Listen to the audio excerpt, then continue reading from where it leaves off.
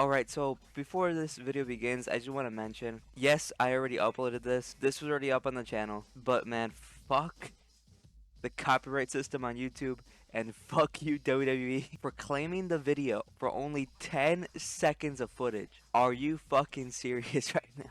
This isn't the first time that this has happened, and it's not just WWE who does it. It was a bunch of other wrestling companies, cough cough, New Japan.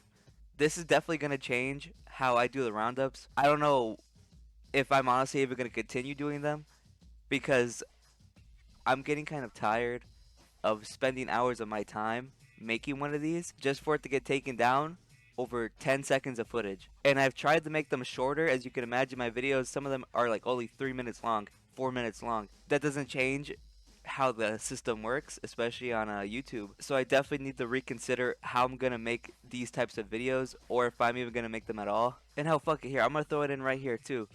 At the end of the video, I was talking about how I was gonna discuss the Saya Kamatani Tom Nakano match.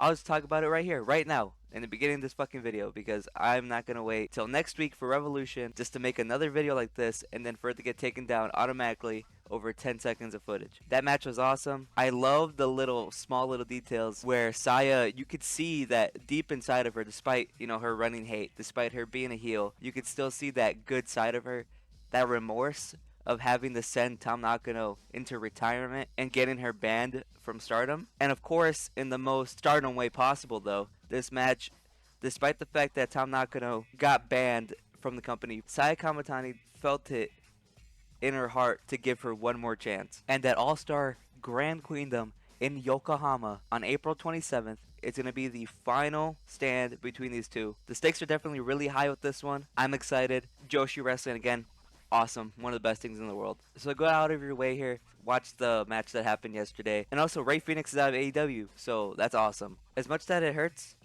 that the Guantanamo Bay memes are done, get ready to learn LWO, buddy. Go fuck yourself!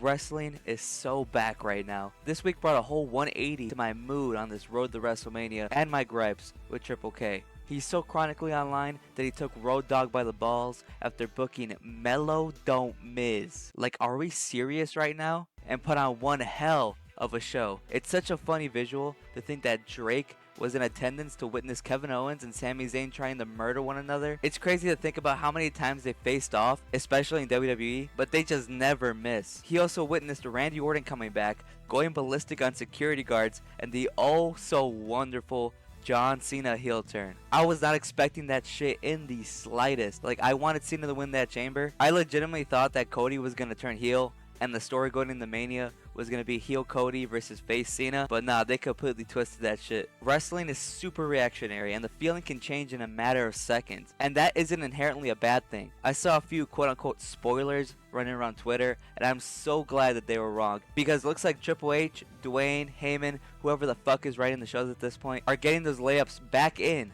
after really trying to get that shitter Jey Uso to main event my glorious WrestleMania. Fingers crossed Bianca winning the chamber allows us to get a triple threat with Rhea and Io, but I don't know where Jade will fit into this whole equation, especially because she has quite the score to settle with Naomi first. This, of course, wasn't the only great wrestling from the past week or so, and we still have that stacked ass Revolution card next week. Hechicero and Mystical lit up their respective matches on New Japan's Fantastica Mania tour, and I never ever want to see the disrespect that I saw from Mystico, like I saw in the comments of a Halliburton Bros video. WWE fumbled the bag so hard with him, and Hunico was the poop that comes out of my ass. Rina cemented herself as a certified future Stardom ace as she put on a career-defining performance against Starlight Kid. It's great to see these Japanese wrestling companies starting to really invest in young, improving talent. Like, for example, the savior of Noah, Ozawa, who just became a double champion, defeating Manabu Soya before vacating the GHC National Championship just for the vibes, I guess. And oh, how silly of me, I almost forgot to bring up my honorable mentions for this roundup here. Watch Tjpw Shinkansen Wrestling, that's hashtag beast mode,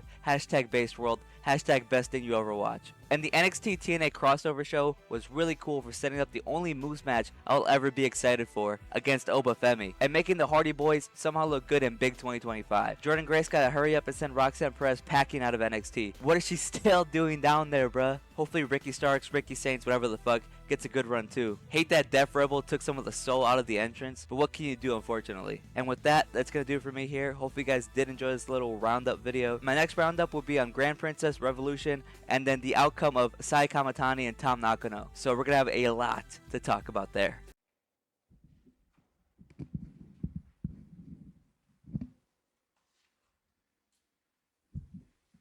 Let's get some pussy tonight.